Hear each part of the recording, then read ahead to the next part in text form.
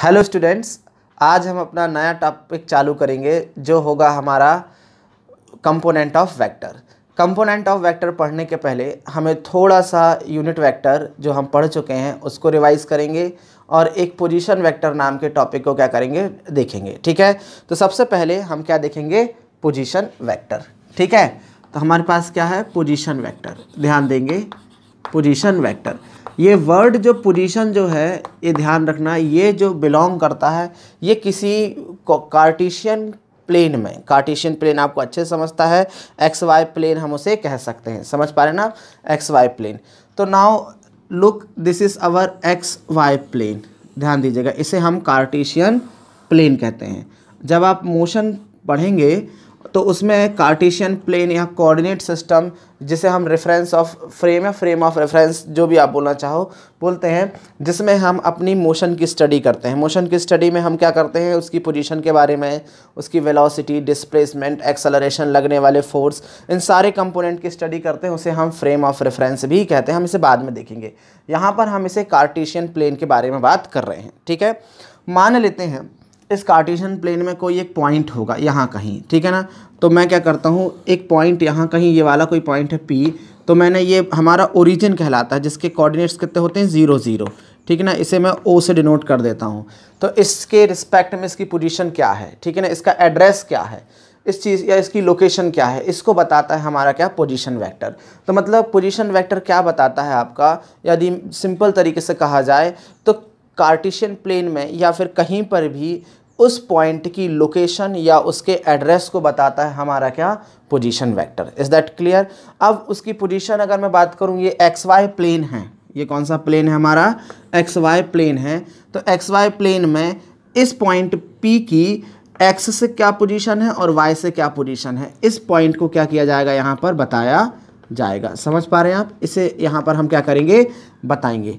तो ज़रा ध्यान दीजिएगा, अगर मैं इसे इधर से देखूँ तो ये कितना ये वाली दूरी कितनी होगी मेरी, x होगी, और ये दूरी कितनी होगी मेरी, y होगी। समझ पाए ना।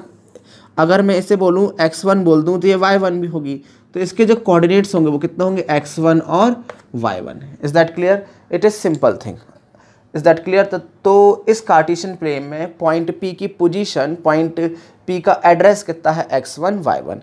एक नॉर्मल कंडीशन में यदि बात करूँ मैं, तो पोजीशन का जो सही मतलब है उसे हम कहते हैं एड्रेस। पोजीशन का सही मतलब हम कहते हैं लोकेशन। समझ पा रहे हैं ना आप।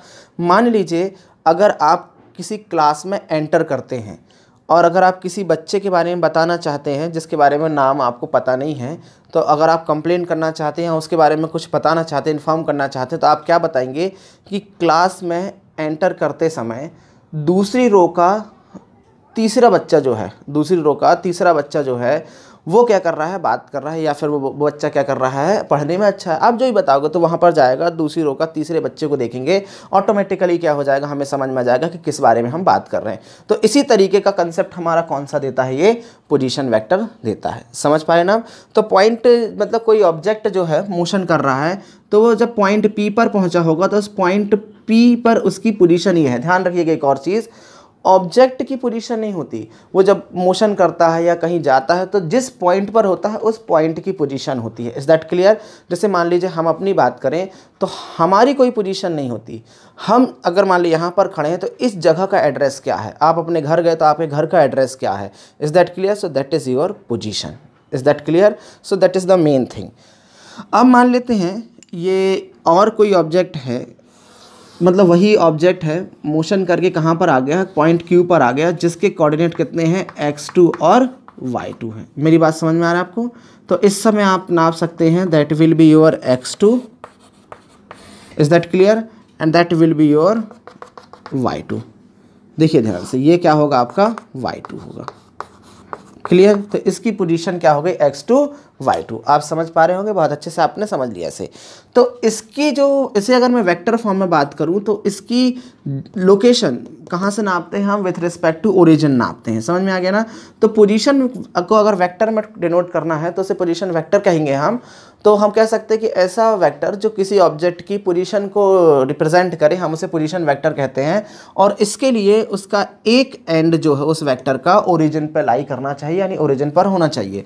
तो मैं मान लेता हूँ इसे मैं वेक्टर r1 से डिनोट करता हूँ और इसे वेक्टर r2 से मैं क्या करता हूँ, डिनोट करता हूँ। समझ पा रहे हैं आप? तो क्या मैं इसे ऐसा लिख सकता हूँ, ध्यान दीजिएगा ज़रा, vector OP is equal to vector R, कोई दिक्कत नहीं है इसको। और मैं इसे क्या लिख सकता हूँ, OQ is equal to R1, sorry, और इसे क्या लिख सकता हूँ मैं, R2। Is that clear? लिख सकता हूँ मैं OP को लिख सकता हूँ R1 और OQ को लिख सकता हूँ क्या, R2।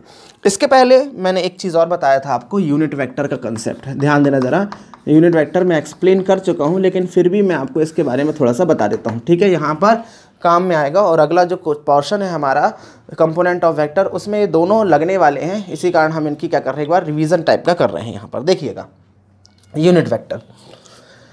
यूनिट वेक्टर एक ऐसा वेक्टर होता है जिसका मैग्नीट्यूड 1 होता है, और वो सिर्फ किसके लिए यूज़ होता है, हमारे डायरेक्शन को इंडिकेट करने के काम में आता है। यूनिट वेक्टर सिर्फ किसको बताएगा, डायरेक्शन को इंडिकेट करेगा। जस्ट थिंक दैट आपके पास एक वेक्टर है, वेक्टर A। समझ पा रहे हैं आपको? मैंने बोला आपके पास क्या है, एक वेक्टर A है, और इसकी मैग्नीट्यूड जो कितना है वो A है। आप इसे इस तरीके से भी लिख सकते हो, मैग्नीट्यूड A है, मतलब इसकी लंबाई कितनी है, A है, ठीक है? तो मैं बोलूँ कि इसका मैग्नीट्यूड A है, तो मैं बोलूँ इस डायरेक्शन में, अगर इस डायरेक्शन को मैं A कैप बोल दूँ, A कैप मतलब क्या बोल दूँ, इसकी डायरेक्शन बोल दूँ, तो मैं कहूँगा कि unit vector of vector A along this direction, मतलब कि इसी की डायरेक्शन में क्या होगा।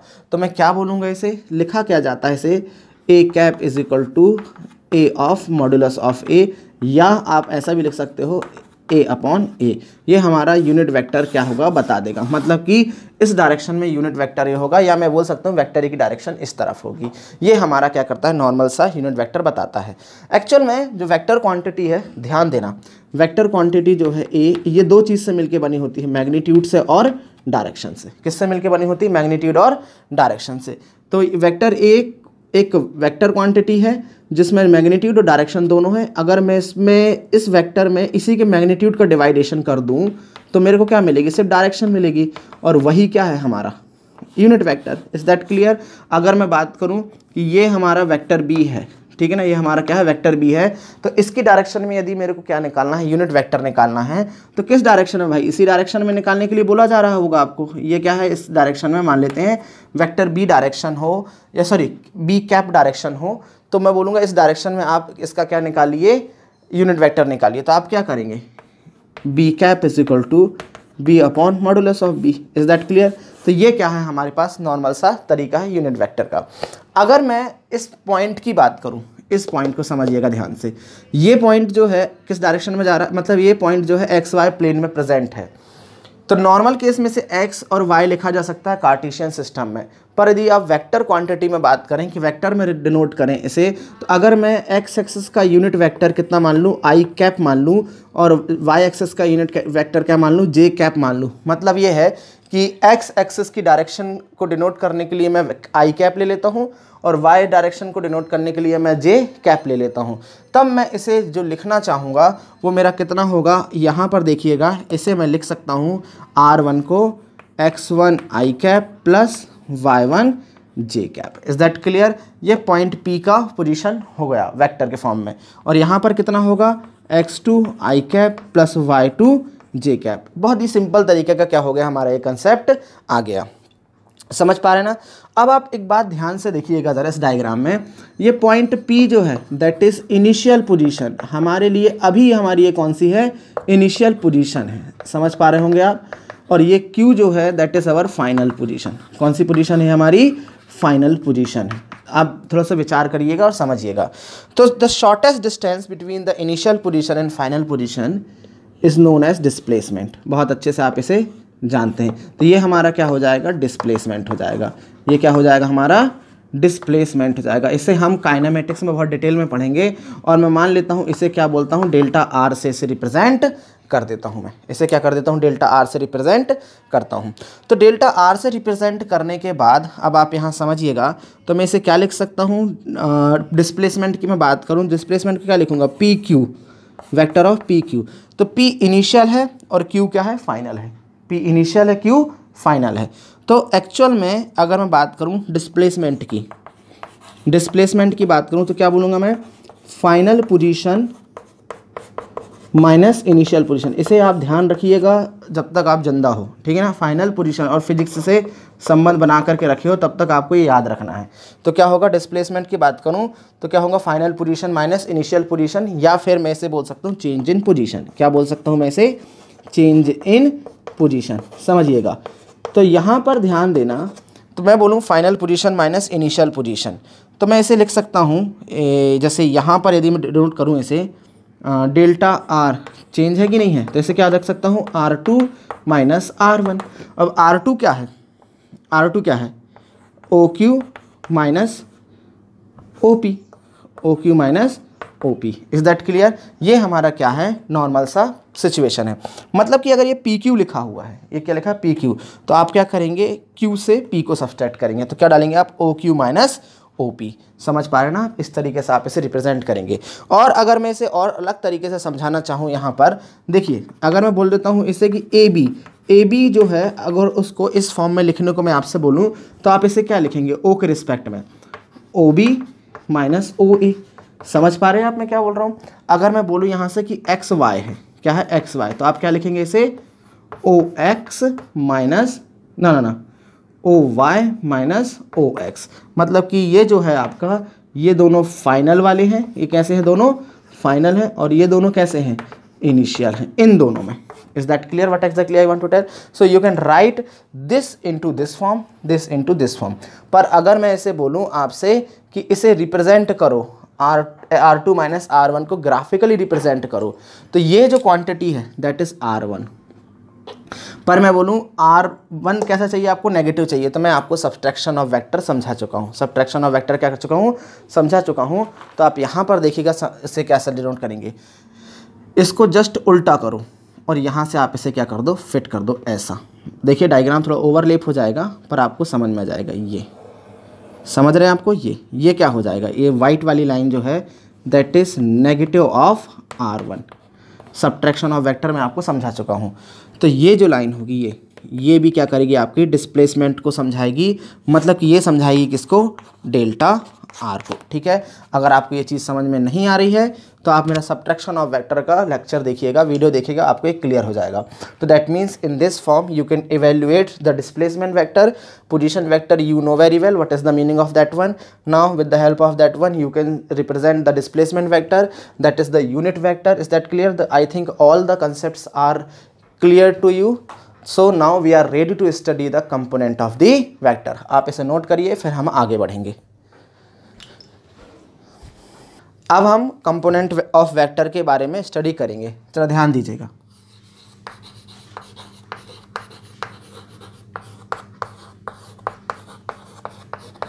कंपोनेंट ऑफ वेक्टर, ठीक है ना। एक बात ध्यान देना, अच्छे से समझना इसको। हमने सबसे पहली चीज़ जब कुछ दिन पहले पढ़ी थी एडिशन ऑफ वेक्टर। उस एडिशन ऑफ वेक्टर में हमने दो वेक्टर लिए थे, कौन कौन से, वेक्टर ए मान लेते हैं और कौन सा लिया था, वेक्टर बी लिए थे। ठीक है, अब हमने जब इन दोनों को क्या किया, ऐड किया, तो हमें एक रिजल्टेंट वेक्टर मिला और वो वेक्टर कौन सा था, हमारा वेक्टर सी था। समझ पा रहे ना आप अच्छे से, हमें क्या मिला, वेक्टर सी मिला। तो ये जो सी था हमारा क्या था, रिजल्टेंट वेक्टर था। ये क्या था हमारा c, resultant vector. Is that clear. Addition of vector में मिला हुआ हमें क्या मिला था, एक रिजल्टेंट वेक्टर मिला था जो इन दोनों के कंबाइंड इफेक्ट को शो कर रहा था, इन दोनों के कंबाइंड इफेक्ट को सिंगल फॉर्म में डिनोट कर रहा था। तो इसे हम क्या बोल सकते हैं, effect due to single vector. हम इसे ये भी कह सकते हैं, इसका मतलब ही मैं समझा रहा हूँ आपको, ड्यू टू सिंगल वेक्टर। और ये जो है, ये जो सी है, सी इन दो ए और बी से मिलके बना है। मेरी बात समझ पा रहे हो, सी जो है आपका ए और बी दो वेक्टर से मिलके बना है। तो ये जो ए और बी क्या हैं, अगर मैं आपसे बात करूं तो ये इसके कंपोनेंट हैं। ये क्या है, इसके कंपोनेंट्स ऑफ वेक्टर सी। मेरी बात समझ पा रहे हैं आप क्या है, मतलब कि वेक्टर सी बनाने के लिए मेरे को क्या क्या लगा था, ए और बी लगा था। तो ये दोनों, अगर मान लो ये एक ना होता तो ये अकेला भी होता, तो ये भी क्या करता, अपना इफेक्ट प्रोड्यूस करता। तो इसका खुद का क्या होता, इसका अपना सिंगल इफेक्ट होता, इसका भी अपना क्या होता, सिंगल इफेक्ट होता। कैसा होता आपका इसका इतना सिंगल इफेक्ट, और ये भी क्या देता अपना खुद का एक सिंगल इफेक्ट देता। कौन सा इफेक्ट देता? सिंगल इफेक्ट, ठीक है। और ये जो दोनों मिलके जो हमको इफेक्ट दे रहे हैं वो सी बना रहे हैं, तो इसे हम कह सकते हैं इनका कंबाइंड इफेक्ट। क्या कह सकते हैं इसे? इसका कंबाइंड इफेक्ट। समझ में आ गया ना। और इस कंबाइंड इफेक्ट के कारण वेक्टर सी बना है जो नया वेक्टर है, और इसका खुद का अपना क्या होता है? एक सिंगल इफेक्ट होता है। Is that clear? Now we are going to move this one, this complicated terms I have explained you in simple way. Just think that you have a block A. Is that clear? You have a block A. मान लीजिए आप इस direction में force लगा रहे हैं जिसे मैं वेक्टर बी से डिनोट कर रहा हूं, तो ये जो ब्लॉक है बिल्कुल निसंदेह, मतलब बिना किसी डाउट के वो इस तरफ मूव कर जाएगा। ये चीज़ आपको समझ में आ गई होगी, बिल्कुल मूव कर जाएगा। तो ये क्या है? वेक्टर बी का, किसका? वेक्टर बी का सिंगल इफेक्ट। कौन सा है? वेक्टर बी का सिंगल इफेक्ट। मेरे ख्याल से आपको इतना समझ में आ गया होगा, ठीक है। अगर मैं इसी ब्लॉक की बात करूं, यहाँ रख दूं, ये ब्लॉक ए जो है मेरा, इसमें मैं ऊपर की तरफ एक फोर्स लगाऊं, उसका नाम है वेक्टर ए, तो ये क्या होगा? ऊपर की तरफ मूव कर जाएगा। तो इसका जो इफेक्ट होगा जब ये ऊपर की तरफ ले जाएगा, तो इसे मैं कहूँगा वेक्टर ए का सिंगल इफेक्ट। वेक्टर ए का सिंगल इफेक्ट। मेरे ख्याल से ये दोनों सिंगल इफेक्ट आपको अब क्लियर हो गए होंगे मैं क्या बोलना चाह रहा हूँ, ठीक है। अब इस ब्लॉक के बारे में कल्पना कीजिए कि ये रखा है आपका ब्लॉक, कौन सा है? ए है। ध्यान दीजिएगा, ठीक है ना। ब्लॉक कौन सा है? ए है। यहाँ पर मैं आपके तरफ लगा देता हूँ कौन सा? वेक्टर बी लगा देता हूँ, और यहाँ लगा देता हूँ वेक्टर ए। कौन सा लगा देता हूँ? यहाँ पर मैं वेक्टर ए लगा देता हूँ, मतलब दोनों फोर्स को मैंने यहाँ पर पुट कर दिया। तो ये ब्लॉक ना इधर जाएगा ना इधर जाएगा, ये इन दोनों के मिले जुले इफेक्ट के थ्रू काम करेगा। और वो मिला जुला इफेक्ट जो है वो कहाँ होगा? यदि मैं इन दोनों को पीछे प्रोड्यूस कर दूँ तो वो यहाँ कहीं काटेंगे, ठीक है ना, यहाँ कहीं काटेंगे। तो ये जो है ब्लॉक मेरा इन दोनों के बीच में यहाँ कहीं जाएगा, ठीक है ना। तो ये मेरा वेक्टर सी देगा, और इसकी वैल्यू मैं पैरेललोग्राम लॉ से या फिर ट्राइंगल लॉ से निकाल सकता हूँ। तो ये मेरे को देगा वेक्टर सी। तो ऐसा लगेगा कि ये दोनों फोर्स इसमें काम कर ही नहीं रहे हैं। ये किसके कारण मोशन कर रहा है? वेक्टर सी के कारण मोशन कर रहा है। मेरे ख्याल से तुम लोग को ये बात समझ में आ रही होगी, ठीक है ना। ये दोनों फोर्स ऑलरेडी काम कर रहे हैं, पर इन दोनों का कंबाइंड इफेक्ट क्या है? वेक्टर सी है। इन दोनों का कंबाइंड इफेक्ट क्या है? वेक्टर सी है। और हमें ऐसा लगेगा कि ये ब्लॉक जो है मोशन कर रहा है सिर्फ और सिर्फ किसके कारण? सी के कारण मोशन कर रहा है। समझ में आ गया? तो इस समय हम क्या बोलेंगे? इसे सी का सिंगल इफेक्ट। इसे हम क्या बोलेंगे? सी का सिंगल इफेक्ट बोलेंगे, या मैं बोल सकता हूं ए प्लस बी, या ए और बी, वेक्टर बी का कंबाइंड इफेक्ट। समझ में आ गया आपको? कंबाइंड इफेक्ट, मैं इसे ये बोल सकता हूँ। समझ पा रहे ना? तो ये पूरी जो इधर पे जो लिखा हुआ है तामझाम, वो इसका क्या है? ये एक्चुअल मतलब है। मेरे ख्याल से आप लोग को 100% क्लियर है इसका मतलब क्या है। देखिए ये हमारा क्या है? वेक्टर कंपोनेंट को क्या करना? समझना। अब एक बात और आप विशेष ध्यान दीजिए, दो वेक्टर हैं आपके पास, ठीक है ना। अब हम कंपोनेंट ऑफ वेक्टर को फील में ला चुके हैं, अब हम उसको प्रैक्टिकली समझते हैं क्या है। ध्यान देना, अगर मैं बात करूं दो वेक्टर हैं, ये है वेक्टर ए मान लेते हैं, या वेक्टर बी मान लो आप इसे, और इसे क्या मान लो आप? वेक्टर ए मान लो। समझे आप? तो इन दोनों वेक्टर के रिजल्टेंट को फाइंड करते हैं हम, क्या करना? ट्राइंगल मेथड, पॉलीगॉन मेथड या पैरेललोग्राम मेथड से हम क्या करते हैं? इनके रिजल्टेंट को फाइंड कर लेते हैं, आर को। इतना क्लियर है? तो मतलब एडिशन ऑफ वेक्टर जो है वो दो अलग अलग वेक्टर को ऐड करके रिजल्टेंट फाइंड करने की प्रोसेस है। तो कंपोनेंट ऑफ वेक्टर जो है, ध्यान रखना कौन सी बात करूं मैं आपको? Component of vector is reverse process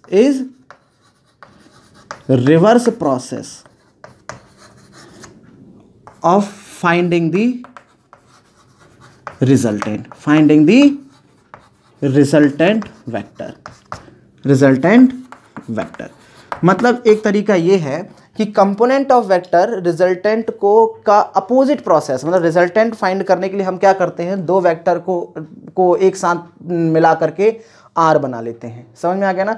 और आर को तोड़ के फिर से दो जिनसे वो मिलके बना हुआ है उस पर पहुंचाना हमारा क्या कहलाता है, कंपोनेंट ऑफ वेक्टर की प्रोसेस कहलाती है। Is that clear? एडिशन की जस्ट रिवर्स प्रोसेस ही हमारी क्या है, कंपोनेंट ऑफ वेक्टर है। अब एक कंपोनेंट ऑफ वेक्टर जो है, ऐसा नहीं है कि हम इसे नॉर्मल तरीके से समझ सकें, इसे हम क्या है थोड़ा सा अलग अलग तरीके से समझेंगे, हम इसे एक्सप्लेन करेंगे। हम इसे 1D में भी पढ़ेंगे कंपोनेंट ऑफ वेक्टर, किसमें पढ़ेंगे, 1D में भी पढ़ेंगे हम इसे, ठीक है, और 2D में भी पढ़ेंगे हम इसे, 2D मतलब 2 डायमेंशन में, और तीसरा किसे 3 डायमेंशनल में भी पढ़ेंगे हम इसे, ठीक है। पर इससे पहले अब हमको क्या देखना है, सबसे पहले 1D के इफेक्ट के बारे में देखना है। किसके बारे में देखना है हमें, 1D के इफेक्ट में। हम फिर इसकी कुछ प्रॉपर्टीज़ लिखेंगे, समझेंगे कि कितने इनफाइनाइट बनाए जा सकते हैं, कहाँ से 2 बनाए जा सकते हैं, कहीं से 3 बनाए जा सकते हैं, सारी प्रोसेस हमको सीखना है। तो सबसे पहले हम फर्स्टली क्या सीखेंगे, 1D में कंपोनेंट ऑफ वेक्टर को सीखेंगे, और आज ही हम 2D में कंप्लीट करेंगे इसी लेक्चर में, ठीक है। फिर हम अपने नेक्स्ट लेक्चर में ज़रूरत पड़ेगी तो तीसरा देखेंगे, तो उसके बाद देखेंगे, ठीक है, क्योंकि हमें कुछ एग्जाम्पल भी करने होंगे इसे समझने के लिए। तो ध्यान दीजिए, 1D में अगर आपको क्या निकालना है, कंपोनेंट ऑफ वेक्टर पढ़ना है इन 1D, तो ध्यान दीजिए ज़रा, कंपोनेंट ऑफ वेक्टर, ठीक है ना, इन 1D। 1D मतलब एक ही से निकालना है, ऐसा नहीं है कि हम एक ही निकालें, मतलब हम सिंगल सिंगल निकालना सीखेंगे, और एक्चुअल में उसी को हम डबल में निकालने लगेंगे तो 2D हो जाएगा, उसी को 3 डायमेंशन में देखेंगे तो 3D हो जाएगा। अब सुनिए आप, देखिए, अगर मैं बात करूं कंपोनेंट ऑफ वेक्टर फाइंड करना है तो only we have to find cos theta. क्या निकालना है हमको, सिर्फ कॉस थीटा निकालना है। बस आप सबसे पहले ध्यान दीजिए, हमें क्या निकालना है, सिर्फ कॉस थीटा निकालना है। देखिए कैसे, मान लेते हैं ये वेक्टर है आपका, इसका नाम है वेक्टर ए, ठीक है ना। इसकी डायरेक्शन जो है वो बोल देता हूं मैं, चलो ए कैप डायरेक्शन में ये काम कर रहा है, ठीक है। समझिए ध्यान से, यहाँ देखिए ए कैप डायरेक्शन में काम कर रहा है, ये वेक्टर ए है, इसका कोई लेना देना नहीं है। अब मैं आपसे बात करूं कि इस डायरेक्शन में क्या करना है आपको, इसका वेक्टर इसका कंपोनेंट निकालना है। ये किसका निकालना है, इसका कंपोनेंट निकालना है, कहाँ पर, इस डायरेक्शन में। इस डायरेक्शन को मैं बोल देता हूँ आई डायरेक्शन है। कौन सी डायरेक्शन है ये, आई डायरेक्शन है। समझ पा रहे हैं आप, आई मतलब एक्स डायरेक्शन है, मैंने आई लिख दिया यहाँ पर। आई कैप डायरेक्शन में क्या करना है मेरे को, इसे इसका कंपोनेंट निकालना है। तो आपको इसमें कुछ भी नहीं करना है। देखिए ध्यान दीजिए, अभी इसका मतलब हम समझेंगे कंपोनेंट का क्या है, पहले सब निकालना सीखते हैं, फिर इसको फीलिंग में लाएंगे कंपोनेंट करते क्या है। आपको कुछ नहीं करना, इसकी टिप से यहाँ पर आपको परपेंडिकुलर ड्रॉ करना है, जो कितने एंगल का हो, 90 डिग्री का हो। कितने डिग्री का हो, 90 डिग्री का। तो यहाँ पर कुछ ना कुछ तो एंगल होगा आपका, ये एंगल निकाला जा सकता है बहुत आसानी से, ठीक है। तो आपको करना क्या है, यहाँ से यहाँ तक की दूरी को आप कुछ भी मान लेते हैं, चलो AX है, आपने इसको इस तरीके से बना दिया। Is that clear? और ये वेक्टर A है, तो इसका मैग्नीट्यूड मान लेते हैं हम, कितना है, A है। मैग्नीट्यूड मतलब इसकी न्यूमेरिक वैल्यू कितनी है, A है। तो आपको ये बताना है कि इस वेक्टर का आई डायरेक्शन में कितना इफेक्ट है, सिर्फ इतने बारे में बात करना है। Is that clear? What exactly I want to tell, I want to ask you that what is the effect of vector A along the I direction. तो सिर्फ क्या निकालना है आपको, कॉस थीटा। क्या निकालोगे आप, इसको निकालेंगे हम, कितना, A cos theta is equal to कितना होगा मेरा, AX अपॉन A। तो कितना होगा मेरा, AX is equal to A cos theta. मेरी बात आई समझ में? मतलब कि ये वेक्टर X डायरेक्शन में इतना इफेक्ट क्या करेगा, प्रोड्यूस करेगा। मेरा काम कितना हो गया, इतना सफिशिएंट है। और यदि मैं इसे वेक्टर A की टर्म्स में लिखना चाहूँ, इसे, तो वेक्टर A कितना होगा X डायरेक्शन में, A cos theta into I cap. मेरी बात समझे? मैं इसे इस तरीके से रिप्रेजेंट कर सकता हूँ, किस डायरेक्शन के लिए, आई डायरेक्शन के लिए। ये कंपोनेंट है। मतलब ये है कि अगर कोई इस वेक्टर को मैं बात करूँ, इस तरीके से फंक्शन कराऊँ कोई फिजिकल क्वांटिटी को, और इस डायरेक्शन में यदि मैं उस चीज़ को नापना चाहूँ, ये कितना प्रोड्यूस करेगा, कितना इफेक्ट प्रोड्यूस करेगा, तो उसकी वैल्यू कितनी होगी, A कॉस थीटा के बराबर होगी। समझे आपने? पहले इस तरीके से देख सकते हैं। जैसे मान लीजिए मैं आपसे बोलूँ कि एक फोर्स है यहाँ पर, ठीक है, ध्यान रखना, एक फोर्स है, कितने 10 न्यूटन का एक फोर्स है, ठीक है ना। इस डायरेक्शन में क्या काम कर रहा है, कोई फोर्स है, इस डायरेक्शन में काम कर रहा है 10 न्यूटन का। मैं बोलूं ये इस डायरेक्शन के साथ कितने डिग्री का, 60 डिग्री का एंगल बनाता है। कितने डिग्री का एंगल बना रहा है, 60 डिग्री का एंगल बना रहा है। तो ये फोर्स जो है इस डायरेक्शन में कितना इफेक्ट प्रोड्यूस करेगा 10 न्यूटन होने के बाद भी। समझ में आया ना? मतलब कि ये 10 न्यूटन तो इस डायरेक्शन में काम कर रहा है, पर अगर इस डायरेक्शन में बात करूं कि इस 10 न्यूटन कितना इफेक्ट डालेगा 10 न्यूटन का फोर्स इस डायरेक्शन में, so you don't have to do anything except this. तो ये एक्स डायरेक्शन मान लो, अगर आप बोलना चाहो इसे, तो ये आपकी कौन सी डायरेक्शन है? एक्स डायरेक्शन है। तो इसके लिए क्या करोगे आप? एफ जो होगा आपका किस एक्स डायरेक्शन के लिए, कितना होगा आपका? F into cos theta. मेरी बात समझ में आई? आप इसको ही ड्रॉ करेंगे, वही प्रोसेस करेंगे पूरी, तो कितना होगा? 10 इंटू कॉस 60, 10 इंटू कॉस 60, और कॉस 60 कितना होता है? 1/2। मैं यहाँ लिख देता हूँ, ध्यान रखना। तो एफ एक्स डायरेक्शन में कितना होगा? 10 इंटू 1/2, तो कितना होगा? 5 न्यूटन का। मतलब कि ये जो है इस डायरेक्शन में भले 10 है, लेकिन इस डायरेक्शन में उसका फंक्शन कितना होगा?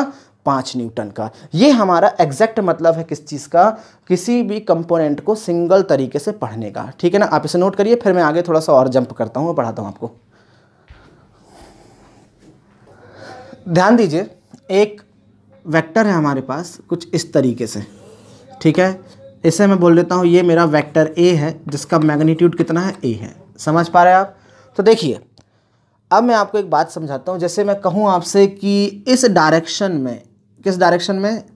इस डायरेक्शन में आप क्या करो, इस डायरेक्शन को मैं क्या बोल देता हूँ? मान लेता हूँ एन कैप बोल देता हूँ। इस डायरेक्शन में कौन सी डायरेक्शन बोल देता हूँ? N cap. इस डायरेक्शन में क्या करिए आप? इसका मैग्नीट्यूड, सॉरी, इसका कंपोनेंट निकालिए। आप पहले ध्यान देना इस डायरेक्शन को क्या है, तो ज़रा समझिएगा इसे। जैसे ये क्या है हमारे पास? डायरेक्शन की बात करूँ मैं आपको, ये डायरेक्शन है हमारे पास। ठीक है, 4 डायरेक्शन जो हम पढ़ते हैं नेचुरली, ये ईस्ट है, ये कौन सी है? वेस्ट है, ये कौन सी है? नॉर्थ है, और ये कौन सी है? साउथ है। समझ पा रहे हैं आप अच्छे से? अगर मैं साउथ डायरेक्शन की बात करूँ, तो कोई भी चीज़, कोई ज़रूरी नहीं कि सिर्फ यहाँ पर हो, अगर कोई चीज़ इस डायरेक्शन में भी है, इस डायरेक्शन में भी है, यहाँ पर भी है, तब भी वो कौन सी डायरेक्शन होगी? ये सब नॉर्थ ही होंगी। Is that clear what I am saying? They will be north. Is that clear? अगर ये एन है, तो ये वाली डायरेक्शन भी कौन सी होगी? एन ही होगी। ये वाली डायरेक्शन भी कौन सी होगी? एन ही होगी। Is that clear? मतलब इस डायरेक्शन में निकालने के लिए यहाँ पुट करो तो भी क्या है हमारे पास? बात एक ही है। समझ पा रहे ना आप? या आप इस वेक्टर को शिफ्ट करके यहाँ रख दो, उनके बीच का एंगल एक सा ही रहेगा, और वो एंगल कितना है? मान के चलो थीटा है। क्लियर? तो इस डायरेक्शन में इसका यूनिट, इस डायरेक्शन में इसका कंपोनेंट क्या होगा? ड्रॉ करेंगे अपन। ठीक है ना? और ये वाली लंबाई को कुछ मान लेते हैं हम। ठीक है ना? मान लेते हैं, चलो ए एन मान लेते हैं, एन डायरेक्शन में है तो इससे क्या करेंगे? कॉस थीटा निकालना है आपको। सिर्फ क्या निकालना? कॉस थीटा, मतलब इसका इफेक्ट निकालना है आपको। समझे आपने? तो मैं इसे क्या लिखूंगा? इसे लिखूंगा a n is equal to a cos theta. कितना होगा मेरा? A cos theta. समझे आपने? और अगर वेक्टर के फॉर्म में लिखना हुआ मुझे, तो मैं इसे लिखूंगा इसे a n is equal to a cos theta of n cap, magnitude plus direction. ये क्या होगा? वेक्टर फॉर्म में आ गया आपका। इसी में मैं तुमसे बोलूं कि इस डायरेक्शन में निकालो। देखो ये इस डायरेक्शन में, इसे मैं बोल देता हूँ पी डायरेक्शन बोल देता हूँ। कौन सी डायरेक्शन बोल देता हूँ? P direction. तो इसके साथ जो एंगल होगा, मान लेते हैं ये थीटा हम ले चुके हैं, इसे अल्फ़ा मान लेते हैं। हम इसे क्या मान लेते हैं? अल्फ़ा। Is that clear? तो मैं इसके लिए क्या करूँगा? यहाँ से एक परपेंडिकुलर ड्रॉ करूँगा 90 डिग्री के लिए, एक परपेंडिकुलर यहाँ ड्रॉ कर दूंगा मैं। ठीक है? तो ये वाली जो डायरेक्शन होगी, मान लेते हैं ये, ठीक ना, मैं इसे बोल देता हूँ कि ए पी बोल देता हूँ, पी डायरेक्शन के लिए ए पी बोल देता हूँ। समझे? तो यहाँ से आपको क्या निकालोगे? फिर कॉस निकालोगे आप, और कॉस कितना आएगा आपका? यहाँ देखो ज़रा, a p is equal to कितना आएगा आपका? A cos alpha. Is that clear? आप समझ जाइएगा अच्छे से। कितना होगा? Cos alpha is equal to होगा आपका बेस अपॉन हाइपोटेनियस। बेस कितना है आपका? ए पी, और हाइपोटेनियस कितना है? ए। तो a p is equal to कितना होगा आपका? A cos alpha. और in vector form that will be a p is equal to कितना होगा? A cos alpha of p cap. Is that clear? So in this way you can also calculate this. Is that clear what I am saying? Understanding? तो ये तो clear हो गया होगा। अब देखिए, इसी तरीके से मैं इस डायरेक्शन में भी निकाल सकता हूँ, इस डायरेक्शन में भी क्या कर सकता हूँ? निकाल सकता हूँ। तो अगर आप इसे गौर से देखें तो आप इसे हर कई डायरेक्शन में निकाल सकते हैं, कई डायरेक्शन में निकाल सकते हैं। और ये जो कंपोनेंट आपके बन रहे हैं, ये कंपोनेंट, इनके नंबर कितने हो सकते हैं आपके? इनफाइनाइट। Is that clear? मतलब कि आप किसी एक गिवन वेक्टर से इनफाइनाइट नंबर ऑफ क्या निकाल सकते हो? आप उनके कंपोनेंट कैलकुलेट कर सकते हो इन ऑल पॉसिबल डायरेक्शंस। इतना क्लियर है? अगर मैं आपसे एक और चीज़ पूछूं कि एक स्पेशल केस के बारे में बात करूं, ध्यान देना, समझिएगा अच्छे से। एक वेक्टर है, मान के चलो ये वेक्टर ए है, ठीक है ना, इसकी अपनी कुछ डायरेक्शन है लेकिन इसका मैग्नीट्यूड कितना है, ए है, क्लियर।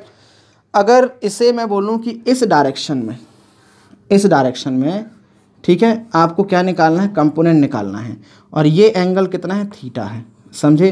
तो आप क्या करोगे, इसे आप बनाओगे इस तरीके से, और ये वाली डायरेक्शन मान लो क्या हो गई आपकी, ए एक्स हो गई, मान लो ये कितनी डायरेक्शन हो गई आपकी, ए एक्स हो गई। अगर मैं इसे एक्स एक्सेस बोल दूँ या ना बोलूँ, हटाओ इसको, कुछ भी आप बोल सकते हैं, 90 डिग्री हो गया। तो ये कितना होगा, ए x is equal to component की बात करूँ मैं तो ए कॉस थीटा हो जाएगा आपका, क्लियर है। ये कैसे हो जाएगा, ए कॉस थीटा। और अगर एक कंपोनेंट इस तरीके से निकालने को बोलूँ मैं, इस तरीके से, समझ में आया ना, इस डायरेक्शन में निकालने को बोलूँ, और ये एंगल मान लो इन केस कोई भी एंगल हो सकता है ये, अगर मैं बोलूँ ये वाला एंगल जो है वो कितना है, 90 माइनस थीटा है। ये कितना एंगल है, 90 माइनस थीटा है। तो मैं इस केस को यहाँ से यहाँ तक भी एक प्रोजेक्शन डाल सकता हूँ जिसकी वैल्यू कितनी होगी मेरी, ए वाई में से मान लेता हूँ। अगर ये वाई एक्सेस है और ये एक्स एक्सेस है तो इसे मैं क्या बोलूँगा, ए वाई इज इक्वल टू ए, इसमें भी कॉस ही रहेगा, कॉस 90 माइनस थीटा, समझे नहीं समझे, ये भी तब भी कॉस ही निकलेगा।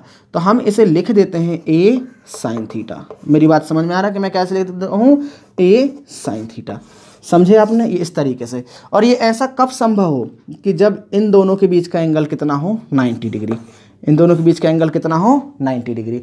और इस कंडीशन में जब हम कंपोनेंट को पढ़ते हैं तो इसे एक स्पेशल नाम दिया जाता है, और वो हमारा स्पेशल नाम है कौन सा, रेक्टेंगुलर कंपोनेंट्स। कौन से हैं, rectangular components. Is that clear, what exactly I want to say, they are called the rectangular components. समझ में आया ना, ये स्पेशल टाइप का कंपोनेंट है, और इसे हम पढ़ते हैं किसमें, 2 डायमेंशन में। किसमें, 2 डायमेंशंस में।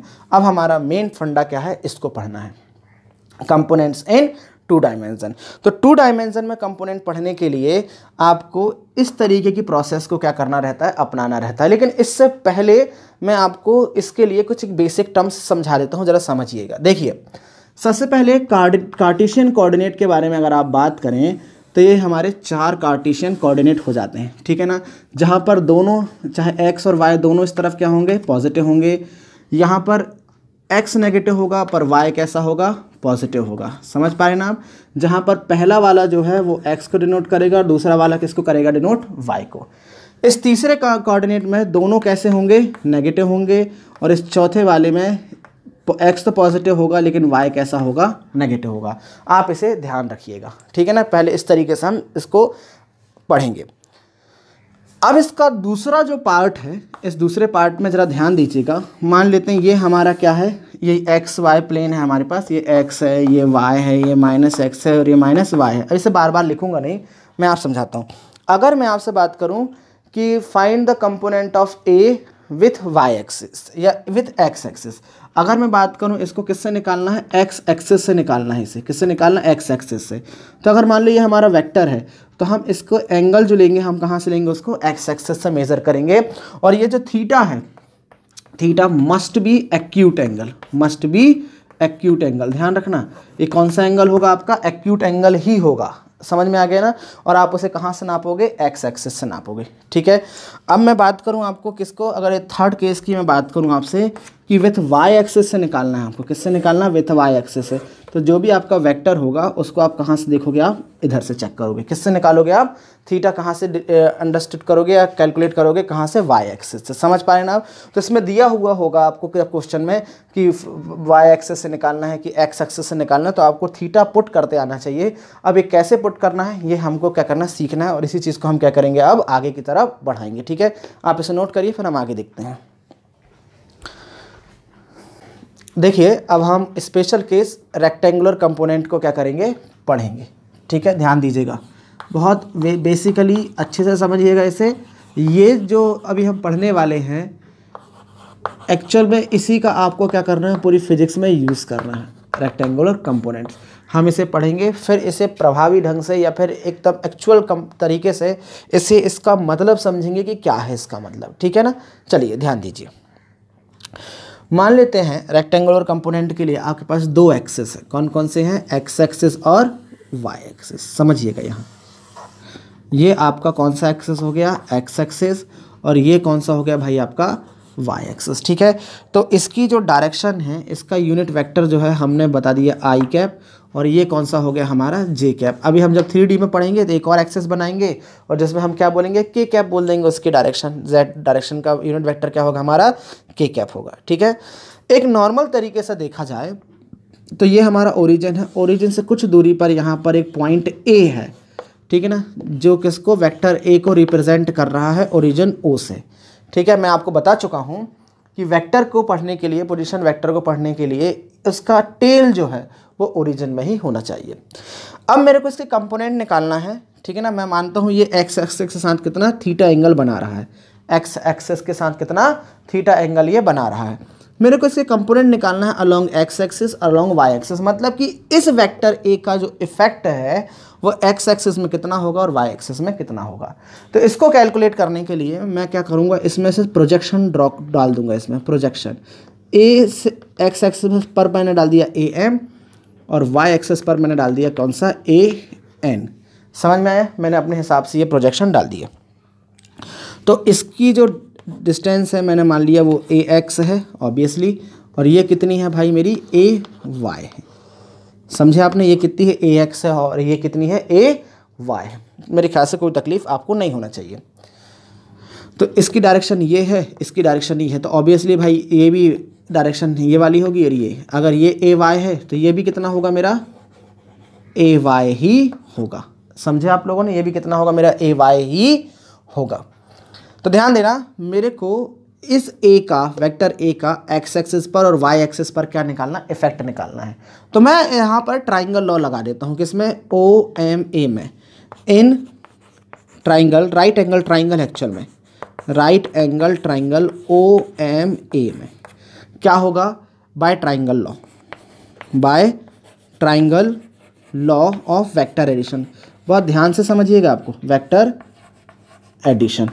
ठीक है, तो कितना होगा, ये रिजल्टेंट है, O A is equal to कितना होगा भाई, O M plus M A, लिख सकते हैं ट्राइंगल लॉ से। तो ये कितना होगा मेरा, vector A is equal to A X plus A Y. मैं इसे ऐसा लिख सकता हूँ, आपको समझ में आ गया होगा। ये इस तरीके से इसे लिखा जा सकता है। पहला काम मेरे को अच्छे से मालूम है कि किसी वेक्टर को रिप्रेजेंट करना हो, यदि वेक्टर को, तो उसमें क्या होगा, ए उसका मैग्नीट्यूड और उसकी यूनिट वेक्टर ए। इस तरीके से भी हम क्या कर सकते हैं, वेक्टर को रिप्रेजेंट कर सकते हैं।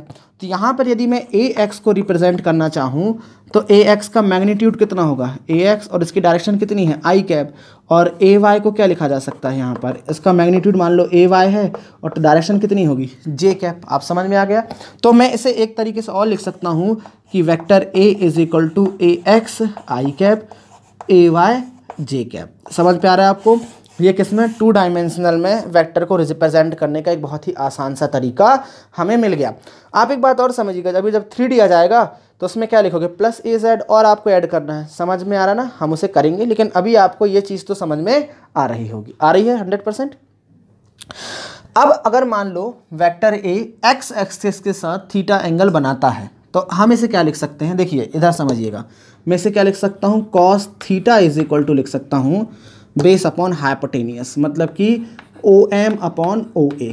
तो कितना होएगा भाई अपना, cos theta is equal to होगा ए एक्स अपॉन ए। तो यहाँ लिखा जा सकता है a x is equal to a cos theta, मतलब कि ए का एक्स एक्सिस में इफेक्ट निकल गया हमारा। हमने थोड़ी देर पहले ऐसे ही कुछ पढ़ा है।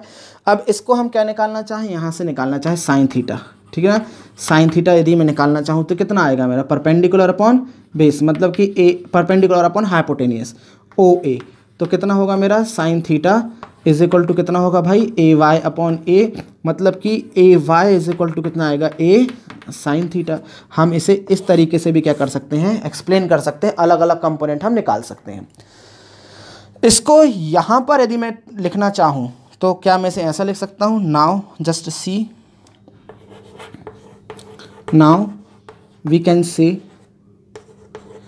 क्या बोल सकते हैं भाई अपना यहाँ पर, vector A is equal to क्या लिख सकते हैं, a cos theta of i cap plus a sine theta of j cap. इसे इस तरीके से भी क्या किया जा सकता है, रिप्रेजेंट किया जा सकता है। समझ पा रहे होंगे आप। अब मैं बोलूँ कि ये तो हमारा ये वेक्टर ए इन दोनों से मिलके बना है, पूरा का पूरा वेक्टर ए है। अगर मैं बोलूँ आपसे कि वेक्टर ए का मैग्नीट्यूड निकालो, वेक्टर ए का क्या करना है, मेरे को मैग्नीट्यूड निकालना है। मतलब कि इसका अगर मैग्नीट्यूड ए है तो इसका मैग्नीट्यूड निकालने के लिए मेरे को क्या करना है, सिर्फ और सिर्फ पाइथागोरस थ्योरम लगाना है। कितना आएगा, a square is equal to A x square plus A y square. तो कितना आएगा, ए अंडर रूट कितना आ जाएगा, a square plus A y square. मतलब कि आसानी से आप क्या कर सकते हो, इसका मैग्नीट्यूड निकाल सकते हो। समझ में आ गया। ए का पाइथागोरस थ्योरम से दोनों का आप क्या करो, मल्टीप्लिकेशन दोनों का स्क्वायर करके ऐड कर दो पाइथागोरस थ्योरम से, वो आ जाएगा।